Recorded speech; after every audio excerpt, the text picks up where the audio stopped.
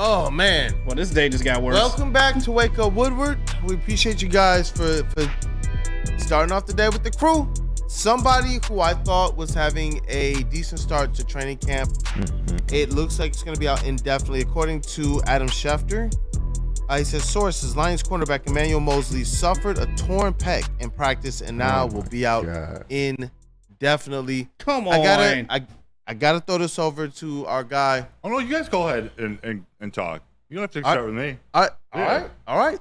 Then you know what, Flannel? I'll come to you first, man. I thought that he was having a pretty good training camp. I was looking forward to the depth and the versatility, as well as kind of the veteran leadership that he was going to be able to bring. Something I thought a little bit better than CJ. We talked about the heart and the passion and what we thought he brought to the squad. Well, Emmanuel Moseley was a guy who I thought was trending to actually bring it on the field as well. Yeah, and the funny thing is, while we were talking about it, I was frantically searching X and being like, this can't be true. This is fake. Yeah. Yes, Adam Schefter did break it. And just on the human level, is Emmanuel Moseley ever, like, if I were him, I might just quit football at this point, just with the horrible injury luck that he's had. And this isn't an insult, by the way. It's just the cards just haven't fallen his way the last couple of seasons. But yeah, to piggyback on what you said about him as a player, Emmanuel Moseley, as I've said, at his peak, which I don't know if he was ever going to reach again, but still at his peak, he's somebody that I might even take over Carlton Davis, like pound for pound as a cornerback when they're absolutely at their best. And we heard in training camp, we even heard from Emmanuel Moseley himself that he was somebody who was getting a lot of run as a nickel corner as well, which I didn't even know he had that versatility in him. So it's certainly a big loss. I would have liked, it would have given me some comfort, a healthy Emmanuel Moseley to be back there, especially just in case a guy like Ennis Rakestraw has some rookie growing pains and Terrion Arnold as well. But it looks like for the foreseeable future, he's going to be gone, and probably most of the season. Like this wasn't something that felt symbolic, like his inclusion on the team. Yeah. This is something that I feel like I don't know how necessarily it's going to affect the team, but I was looking forward to what he was going to bring to the squad. KG, what up, though? It just sucks, man, because this is a guy who seemingly came back early from his second ACL injury, man. He returns for the start of training camp, ends up taking reps with the first team, and now he goes down with a torn pec, which, we saw CJ injure his last year and come back in 2 months. Will that happen here? Don't know, can't really say right now. But this is something that if we do get him back, it will definitely be around playoff time, assuming the Lions make the playoffs. But it's just, that's unfortunate, man. 3 straight injuries in 3 straight years. I mean, that's tough to come back from. And then if you're the Lions as an organization, do you continue to try to do this reclamation project with him? I don't know, but I feel for the man. Thoughts and prayers out to him, and I hope his recovery goes well. Yeah, that just sucks. Yeah, you're right, and that's important. I'm glad that you mentioned that at the end there. Hoping for the best of and the speediest of recoveries for Emmanuel Moseley, and definitely prayers up for his recovery. I now obviously the Lions, they have this mantra of next man up, next man available. This is where the reports of a guy, and you heard that dude Justin already kind of shouted out, like a guy like Ennis Rakestraw, though just a rookie, we've heard great things about him since the pads have gone on.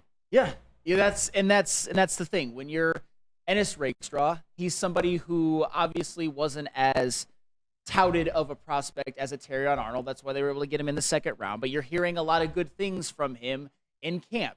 This is with the injury of Emmanuel Moseley, it makes it so that he might have to play significant snaps at the beginning of the year, which he might have already anyway. The reality is that this secondary, although I think we are hopeful about it, we love what they could potentially bring as opposed to last season. We love the fact that for the most part, there's a lot of people who can play a lot of positions and are versatile. It would have been better with Emmanuel Moseley out there. And we don't want to have to necessarily count on, as Neil Rule always likes to say, a rookie parlay. We don't want to have to necessarily count on Terrion Arnold and Ennis Rakestraw being dudes in year one, because odds are it's not going to happen with both of them. But with Ennis Rakestraw, it's like, all right, buddy, rise to the occasion. Prove why the Lions have so much faith in you. I like that. Rise to the occasion. Yeah. And you know what, JB Smooth, you know what, the breaking news with Emmanuel Moseley, what do you believe the Lions need to do from here as well? As you guys have all said, it's next man up. So this is a time where Enos Rakestraw could either shine or fail on you, but you got to leave that up to him as well too. With Emmanuel Moseley getting hurt once again, and this is no disrespect to the man at all, because he's an amazing talent, but I think it might be time for the Lions to kind of cut bait on him as it is. Because as KG said, if you're going to get him back somewhere around the playoffs, like, is he going to be ready with all the plays that they're going to be installing as well too? So I don't think there's going to be a huge future with him continuing on with the Lions, but then again, I don't really know. But I think it's kind of best as of right now. You kind of need to just move on from him. And that's sad to say too. Yeah, especially in a year like this, I would rather the Detroit Lions have a continuity, and if he is somebody that can come back later on in the year, then it's strictly as a need basis. Because at this point in time, the Detroit Lions, they all throughout camp, all the vibes have been good. All the vibes. I'm sitting here trying to think, like, what's the worst vibes that I've heard, and it's probably just the DPJ news. Has a little bit more to do to make sure he locks down definitely that wide receiver 3 role. If that's your worst news in training camp, you're having a pretty good training camp. Yeah. Well, but it's no longer the worst news, unfortunately, as you alluded to. And I see Eduardo O'Neill. So are we forgetting about Amik? Certainly not. No. With Amik Robertson, though, at least in the first depth chart that was released, he was the starting nickel, and Terrion Arnold and Carlton Davis were the starting corners, and you had Kirby Joseph and Brian Branch as the starting safety. So losing Emmanuel Moseley, it's not like the Lions are losing a for sure starter. It's just, man, he would have been really nice as a depth piece from the beginning of the season. Now, when we're looking at depth pieces, you're looking at Enos Rakestraw and then not a whole lot else, because I don't think of a guy like Ife Melifonwu as a depth piece. I think of him as somebody who's going to be rotating in and out, whether it's safety or slot corner.